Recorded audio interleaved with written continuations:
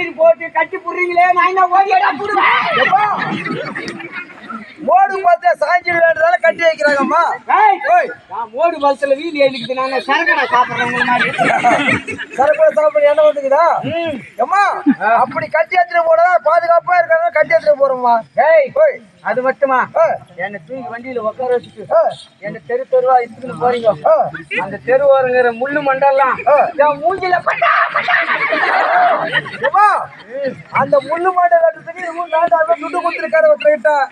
அவர் சரக்கு ஸ்டிப் காட் ஆயிட்டாரு. அடுத்த வருஷம் கிளீனா வெட்டி வச்சிடறோம்மா. அது மட்டுமா, தெரு தெருவா நான் இருந்த இடத்துல என்ன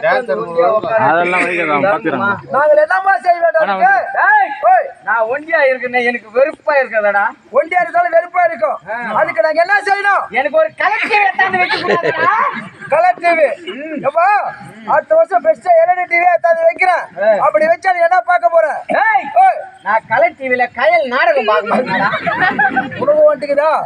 சரி போகட்டப்பா. மழை பெய்யுமா? மழைய பேராதுடா. ஏம்மா? நான் இப்பதான் கொட்டா பின்னாடி பேசிட்டு சரி, நீ